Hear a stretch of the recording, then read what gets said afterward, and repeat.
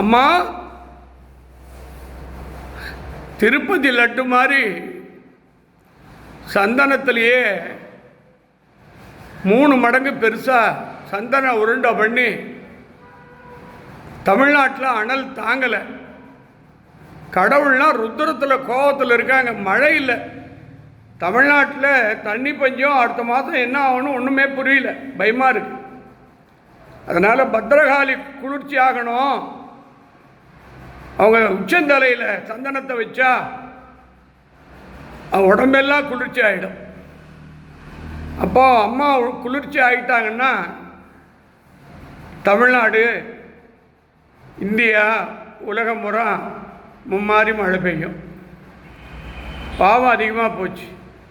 அதனால தான் மழை இல்லை. அப்புறமேல் ஒரு விஷயம் சொல்கிறேன்.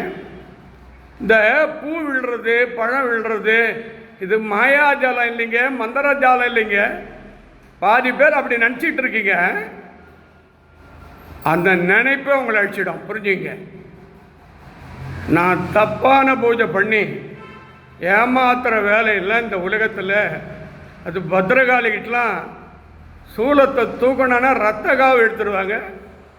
யாராக இருந்தாலும் விட மாட்டானே, நானாக இருந்தாலும் விட மாட்டேன். சரியாக போச்சு. அதனால் விழுற மாதிரியோ வைக்கிற ஆள் இல்லை. நான் பேசுகிற பொழுது விழுந்தால் தான் அருள் வாக்கு. அது தானாக விழுந்தால் வெயிட் தாங்காத விழுந்து போச்சுன்னு அர்த்தம். இந்த கணக்கெல்லாம் போடுறவெல்லாம் விட்டுடுங்க. ஊமையாக போயிடுவீங்க. கடவுளை போய் நீ யாரா கணக்கு போடுறது? நீ செத்து போகிறவன், நீ மனுஷன். கடவுள் ஒரு அற்புதமானவங்க. அம்மா பத்திரகாளி இந்த உலகத்தில் பத்திரகாளி பக்தரை காப்பாற்றுமா. எவ்வளோ பேர் திருமணம் ஆகாமல் கஷ்டப்படுறாங்க, குழந்தை இல்லாமல் அவசப்படுறாங்க, கர்ப்பிணி பெண்ணுங்க பயப்படுறாங்க. சுகப்பிரசவம் நல்லபடியாக நடக்கணும்னு சின்ன பசங்கள்லாம் மனம் தடுமாற்றத்தில் தப்பான பாதைக்கு போய் வாழ்க்கையை சீரழிஞ்சிடறாங்க. ஒரு 30 வருஷம் கணவன் மனைவி வாழ்ந்தவங்க 30 வருஷம் புருஷன் தப்பான உறவு இருக்குதுன்னு சொல்லிட்டு தாலியை கேட்டு கையில் மூஞ்சியில் கடாச்சிட்டு ஓடி போடுறான். இப்போ எனக்கு ஃபோன் பண்ணி அருள்வா கேட்குறான், மீண்டும் என் புருஷன் வரணும்னு. எவ்வளோ திமிரு இருக்கும்? தாலி கேட்டு அவங்ககிட்ட கடாச்சலாமா? எவ்வளவு பக்தி ஆயிடுச்சு பாருங்கள். நாட்டில் 90% பேர் வீட்டில் இப்படி தான் பொண்டாட்டி புருஷன் பேசுகிறதே இல்லைங்க. தனியாக அவன் ஹோட்டலில் சாப்பிட்றான், இவன் தனியாக சமைச்சு சாப்பிட்றான். பசங்க அவசரப்படுறாங்க. ஒவ்வொரு வீட்லேயும் போராட்டமாக இருக்குது.